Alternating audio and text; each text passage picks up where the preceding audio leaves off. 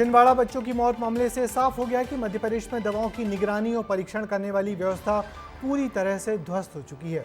यदि दवाओं का परीक्षण करने वाली सरकारी लैब दुरुस्त होती तो बच्चों की इतनी जानें न जाती।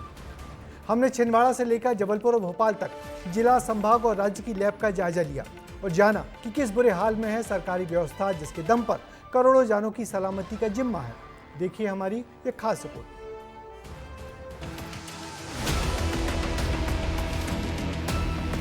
हम पहुंचे हुए हैं संभाग स्तरीय खाद्य एवं औषधि परीक्षण प्रयोगशाला। अब जैसे तैसे बिल्डिंग बन चुकी है, मशीनें भी आ गई हैं, केमिकल्स भी आ गए हैं, लेकिन चुनौती यह है कि यहाँ स्टाफ पर्याप्त नहीं है। पहले कफ सिरप में जहर मिला और अब इस जहर को जांचने वाली लैब ही खस्ता हाल है। छिंदवाड़ा से सिरप लेकर जबलपुर की जिस लैब लाए गए वो संभागीय खाद्य एवं औषधि परीक्षण प्रयोगशाला सफेद हाथी बनकर रह गई है। करोड़ों रुपए की लागत से तैयार की गई इस प्रयोगशाला में अत्याधुनिक मशीनें तो हैं, लेकिन चलाने वाले लोग नहीं हैं।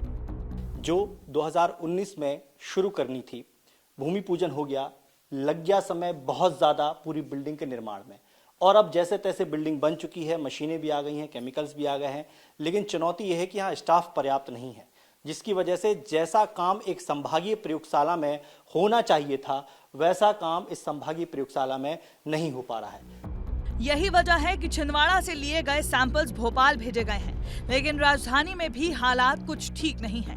छिंदवाड़ा कांड के बाद यहां पूरे प्रदेश से 6000 करीब सैंपल जांच के लिए आए हैं, लेकिन स्टाफ की कमी और छोटी प्रयोगशाला होने के चलते लग रहा है कि 1 साल तक रिपोर्ट का इंतजार करना पड़ सकता है। यह है मध्य प्रदेश का ड्रग्स विभाग का हेड ऑफिस है।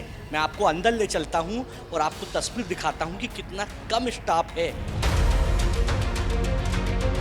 1 2 3 4 5 6 7 8 और 9 यानी 10 लोग अभी यहाँ पर मौजूद हैं।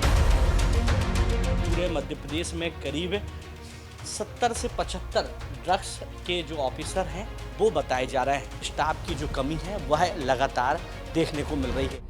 जब प्रयोगशाला में व्यवस्थाएं दुरुस्त नहीं हैं, तो ड्रग्स मोबाइल वैन से तुरंत दवाओं के सैंपल की जांच की जा सकती थी, लेकिन ड्रग्स कंट्रोल विभाग के हेड ऑफिस के सामने ये वैन धूल खा रही है।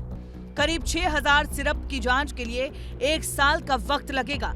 एक कप सिरप की जांच में करीब 2 से 3 महीने का वक्त लगता है। ड्रग हेड ऑफिस जांच लैब में करीब 10 लोग काम कर रहे हैं। जांच लैब में मशीनों की कमी है। एक ही प्रमुख मशीन है जिससे काम हो रहा है। करीब 30,000 मेडिकल के लिए 75 फील्ड ड्रग्स इंस्पेक्टर तैयार है। भोपाल की 2500 मेडिकल दुकानों की जवाबदारी 5 ड्रग इंस्पेक्टर के हाथों में है।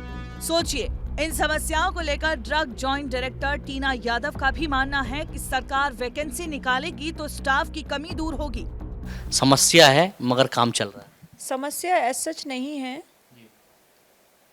लेकिन जैसे जैसे हम देखते हैं कि हमारी पॉपुलेशन इंक्रीज हो रही है, कार्य की अधिकता जिस हिसाब से बढ़ेंगी उस हिसाब से उसमें वृद्धि की जाएगी।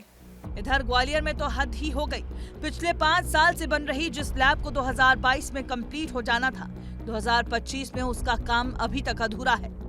आपको ऐसी तस्वीर दिखाने जा रहे हैं। ये जो आप तस्वीर देख रहे हैं, ये खाद्य एवं औषधि परीक्षण प्रयोगशाला की बिल्डिंग है और ये साल 2022 में बनकर तैयार होनी थी, लेकिन साल 2025 में इसकी सिर्फ बिल्डिंग बनकर तैयार हुई है, यानी अभी तक इस लैब की शुरुआत भी नहीं हुई है। बहरहाल छिंदवाड़ा में 21 बच्चों की मौत के बाद सरकार एक्शन मोड में है और व्यवस्थाएं सुधारने की लगातार कोशिशें की जा रही हैं। ब्यूरो रिपोर्ट, विस्तार न्यूज। मध्य प्रदेश की सरकार ने दवाओं और किसी भी तरीके की मिलावट की जांच के लिए करोड़ों रुपए में बस में बनी चरित लैब भी तैयार की थी, मगर ये लैब अब खड़ी कंडम हो गई हैं। जरूरत है इन प्रयोगशालाओं की व्यवस्था को दुरुस्त करने की, जिनके दम पर भविष्य में भी ऐसे होने वाले संभावित हादसों को रोका जा सकेगा।